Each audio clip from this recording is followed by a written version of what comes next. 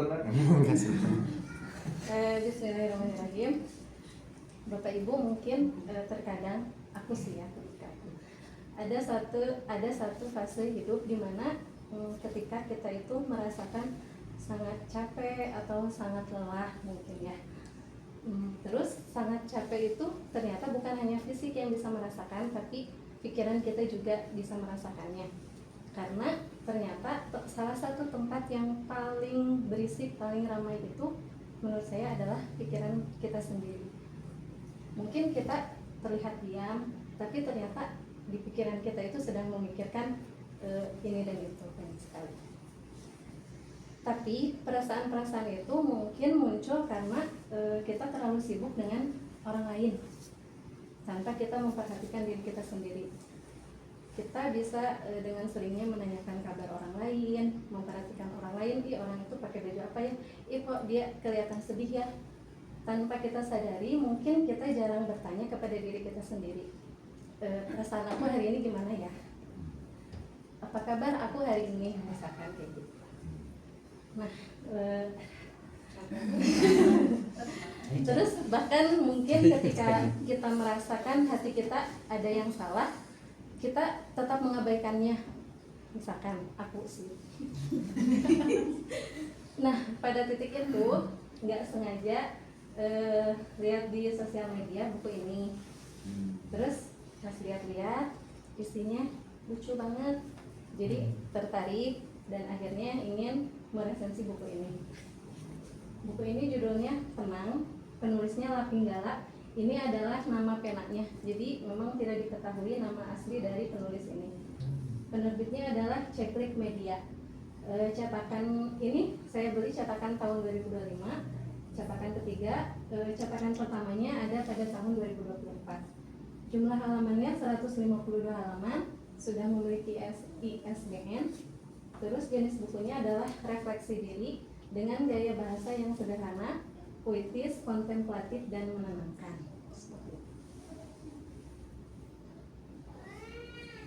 Buku ini berisi tulisan-tulisan reflektif dan puitis yang mengajak pembaca untuk kembali pada dirinya sendiri, untuk berhenti sejenak dari bisingnya kehidupan. Setiap bagian di sini ditulis dengan refleksi-refleksi pendek yang sederhana, lembut, dan menenangkan. Saya merasa isi dari buku ini tidak menggurui, tidak menghakimi, dan tidak memaksakan kita sebagai pembaca untuk menjadi kuat gitu. Tetapi buku ini mengajarkan bahwa rasa capek, rasa lelah, sedih, bingung itu adalah proses yang memang harus kita jalani dalam hidup kita. Dan saya yakin setiap orang pasti pernah merasakan hal-hal itu.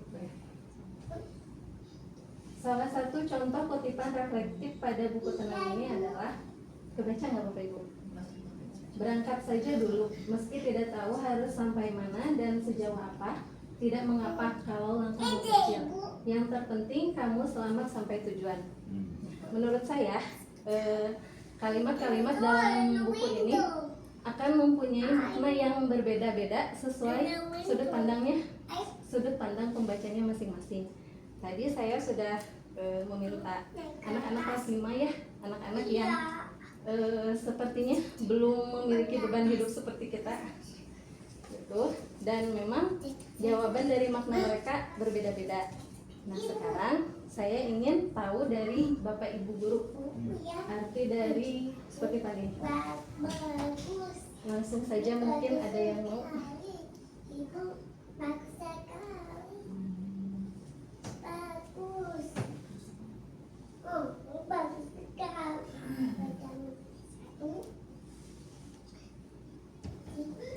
Bapak Ibu sudah dikirimkan.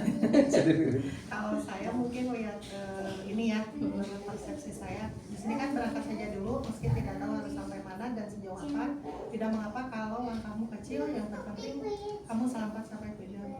Mungkin ada beberapa persepsi, misalkan pada saat kita ada suatu masalah apapun itu, yang penting usaha aja dulu untuk menyelesaikan masalah tersebut. Dan kita tidak tahu ini apa sih langkah setiap orang itu dalam menyelesaikan masalah itu, apakah langsung dari 1 ke 5 atau misalkan bertahap 1, 2, 3. Setiap orang itu mungkin prosesnya berbeda-beda gitu. Yang terpenting adalah pada saat kamu menyelesaikan suatu urusan itu, setiap orang pasti mempunyai targetan, saya harus bisa menyelesaikan masalah tersebut. Itu mungkin. Terima kasih Bu Siti. Ada lagi dari Bapak mungkin? Boleh Bu? Boleh. Kalau kan yang berangkat saja dulu kita kan tahu harus kemana. Jadi yang pertama jangan takut untuk mencoba, karena ini berangkat saja dulu. Terus yang kedua, nggak apa-apa langkahmu kecil, berarti jangan membandingkan diri, ya terlalu membandingkan diri dengan pencapaian orang lain gitu. Yang lain itu langkahnya besar, kita langkahnya kecil. Terus terakhir itu yang terpenting kamu sampai pada tujuan, yaitu jadi fokus pada esensinya. Oke, terima kasih Bu Muti. Aku boleh nambahin nggak? Oh boleh Bapak. Takutnya karena memang ini tulisan orang ya gitu, dan kalau secara hermeneutik gitu Pak Bir ya, itu mungkin ini tuh udah ada tujuan Bu, makanya pakai sampai, harus sampai mana gitu. Kalau lihat dari Al-Quran ada faina tadhabun ya, jadi dia punya, cuman di mana nih gitu, ke sampai mana. Makanya meskipun langkahnya kecil, yang penting sampai tujuan. Nah itu mungkin jadi ini klimaksnya di akhir gitu. Kalau kebahagiaan apa gitu, cuman harus melangkah dulu, betul itu. Cuman ada awalnya lah gitu dari tujuan, cuman disimpannya di akhir gitu. Kalau lihat disampainya itu mungkin. Ya, terima kasih Bapak. Mungkin saya akan membacakan untuk dari anak-anak ya. Yang pertama ada katanya seperti ini. Jangan pernah menyerah meskipun tidak sampai kemana-mana, tidak apa-apa kalau tidak ada hasil. Yang penting kamu bisa mengerti yang diajarkan kemarin. Tuh. Makanya katanya intinya jangan pernah menyerah. Lalu ada lagi, coba saja dulu, siapa tahu kamu bisa melangkah jauh, pelan-pelan tetapi pasti, daripada cepat-cepat tetapi tidak pasti.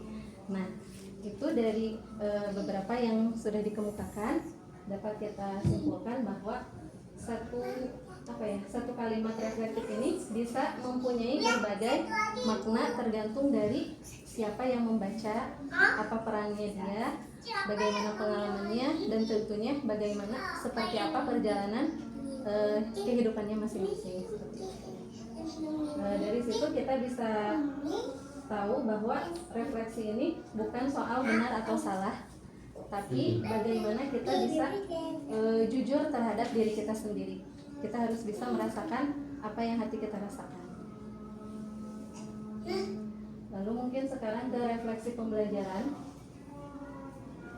Melalui buku ini, saya semakin menyadari bahwa tenang bukan berarti hidup tanpa masalah, tetapi mampu menerima hidup apa adanya. Diam, lelah, dan jeda bukan tanda kelemahan, melainkan bagian dari proses menjadi manusia. Melalui itu, kita dapat belajar lebih jujur pada diri sendiri dan lebih lembut pada kehidupan. Yang paling penting itu.